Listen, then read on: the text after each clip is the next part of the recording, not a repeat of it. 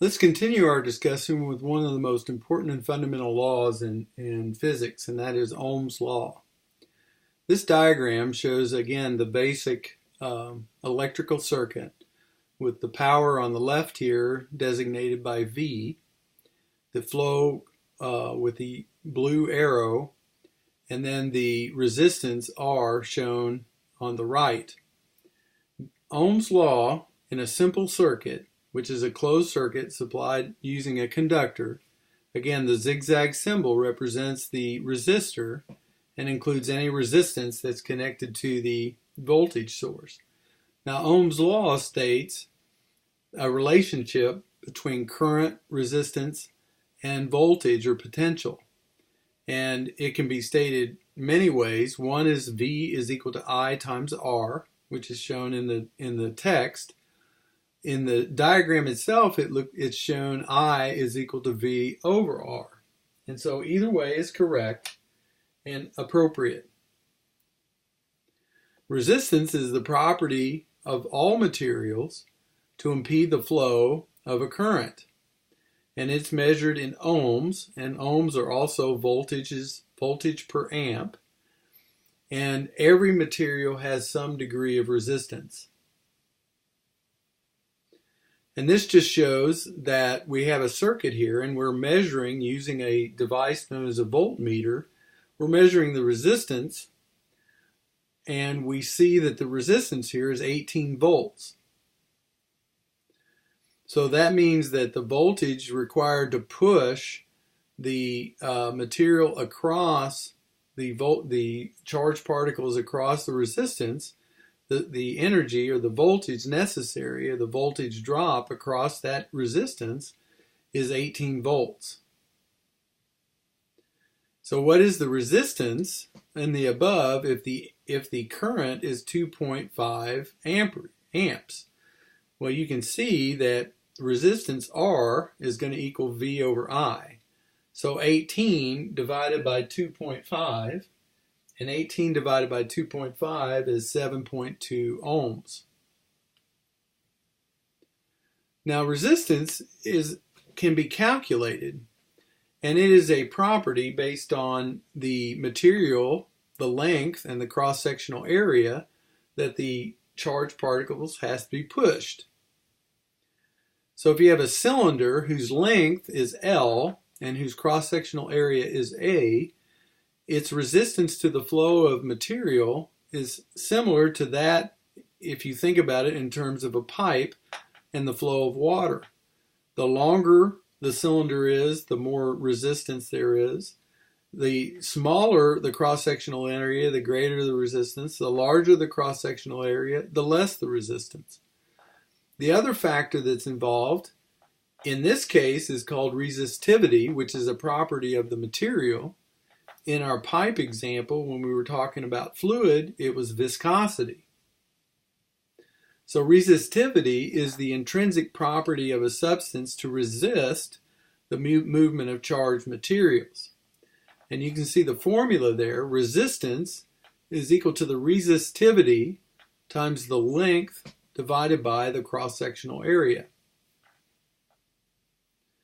Resistance is the amount that an object resists the movement, and as I said before, resistance is equal to the resistivity times the length divided by the cross-sectional area.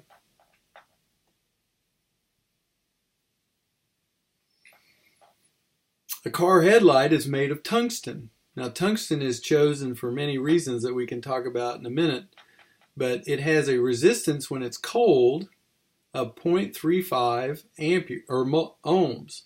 Now we'll talk in just a second about the fact that resistance changes as the temperature of the material changes. But if you have a filament and it's a cylinder and it's 4 centimeters long, what is the diameter of that if the resistivity is as given in this problem? Well, let's take a look at how we would do that. So we have the formula here, which is that R, resistance, is equal to rho, which is the resistivity times the length divided by the area. We know that rho is equal to 5.8 times 10 to the minus 8. We know that L is 4 centimeters, or 0.04 meters. And what we need to know is A. And A here, the actual question that's given here is, what is the diameter? Well, the diameter, A is going to be pi r squared, and we know that D is going to be 2 times r. And so we can put this in and find r, and then plug it in here and end up with A's. And we got the resistance here. So if we rearrange this, we know that A is going to equal rho L divided by r. And so that's going to be 5.8 times 10 to the 8 minus 8 times 0.04 divided by r, which is 0.35. If we do that math there, well, actually what I did, because that's A, so if A is pi r squared, then r is going to equal this same set of numbers, and you put pi in here and take the square root of it, and that'll give you r. So r is going to equal 9 times 10 to the minus 5 meters.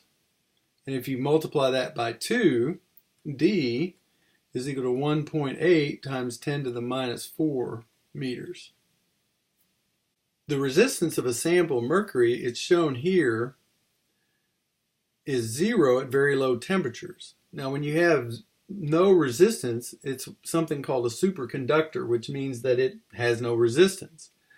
But as with most all superconductors, this only occurs at extremely low temperatures. Remember that 4 degrees Kelvin is minus 269 degrees centigrade or Celsius. Once you pass that temperature, the resistance suddenly jumps up and begins to increase.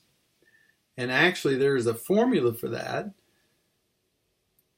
rho at any particular temperature is equal to the rho 0 times the quantity 1 plus alpha, where alpha is the coefficient of resistivity, times the change in temperature.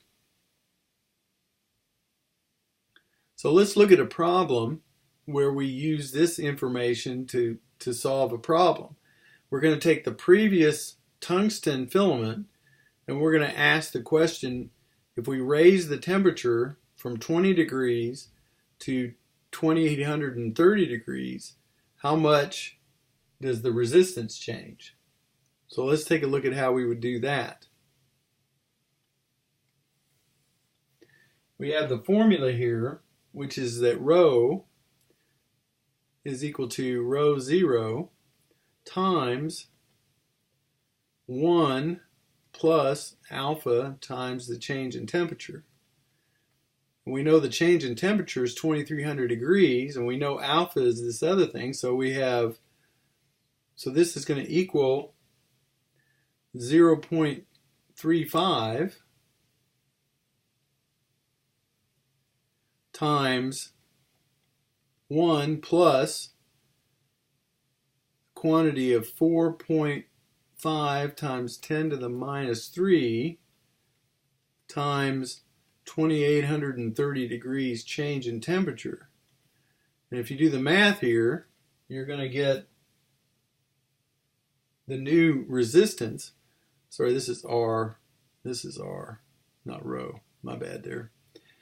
The new resistance is now going to be 4.8 ohms. So you see that at a very low temperature, it's 0.35, but you raise the temperature and the resistance goes up quite a bit.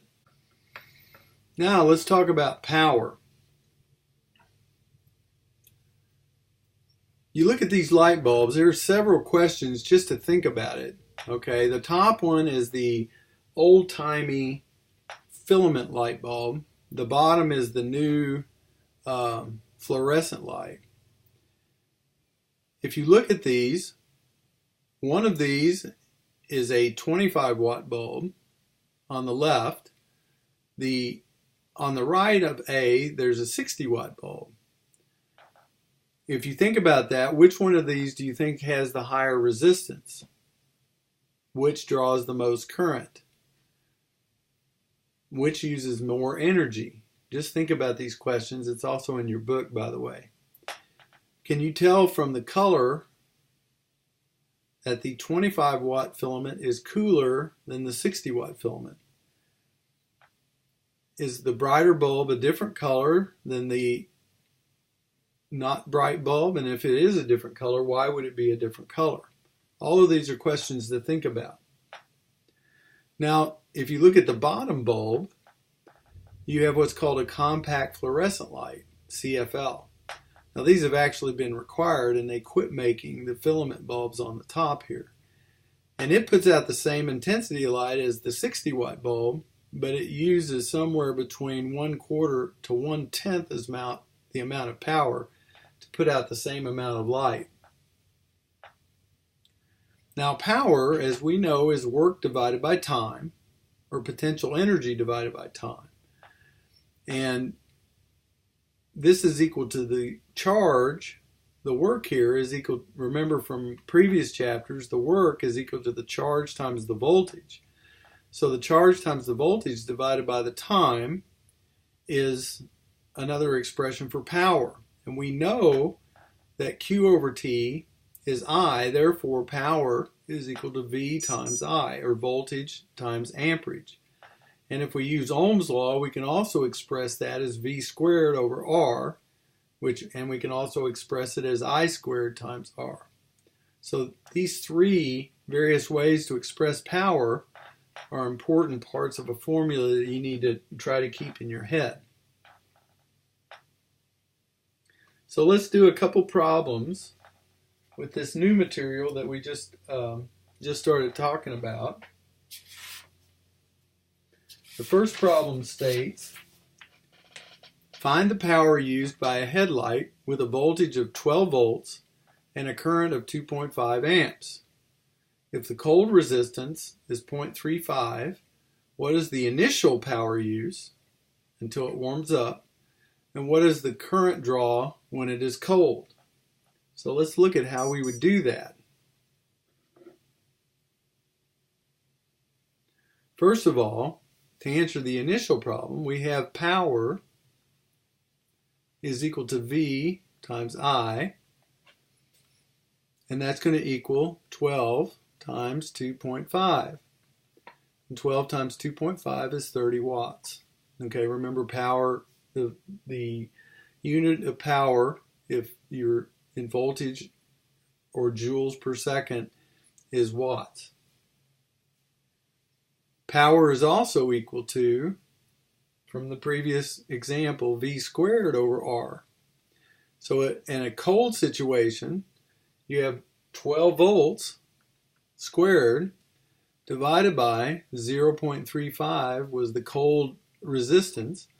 If you do the math here, the power here is 411 watts, which is extremely higher than this first calculation. So when you initially turn a bulb on, if it's in the freezer at a very cold temperature and has a low resistance, it takes a lot of power to get it started. And then as the resistance goes up, the necessary power drops. The second question said, what is the current draw when it's cold? Well, we know that P is equal to I squared R, so I is going to equal P over R square root. And we just calculated at cold that it was 411, and R is 0.35. So if you take the square root of that quotient, you get 34.3 amps of current. So the current that's passing through is much greater, which we said before because the resistance is decreased that was true. So that's the first problem. Now this second problem, the purpose of the second problem is to show you that CFL bulbs are better bulbs or cheaper bulbs. So we have a 60 watt incandescent bulb that burns for 1,000 hours. Okay, so the power here is going to equal the 60 watts times 1,000 hours, which is 60,000 watt hours, or 60 kilowatt hours. And this is going to be 12 cents per kilowatt hour, so the money here is going to equal 12 cents times 60, or $7.20, plus the cost of the bulb, and the cost of the bulb here is 25 cents. So the total cost is going to be $7.45. So that's the incandescent bulb. Now we also, for the same time, we say a CFL bulb costs this much, but lasts 10 times longer and uses a quarter of the wattage. Okay, a quarter of 60 is 15. So times 1,000 hours, we want to use this. So that's 15,000 watt hours, or 15 kilowatt hours. And so if you take 15 times 12, you get 15 times 12 cents. You get $1. Plus, now you have $1.80, plus it's $1.50, but it lasts 10 times longer, so it's 1.50 divided by 10 because we used only 1,000. And so that's going to be 15 more cents, so it's $1.95. So for 1,000 hours of operation between these two, the difference is $7.45 versus $1.95. And if you have a lot of lights in your house, or you're talking about an industry that uses a lot of power, this can be a significant amount.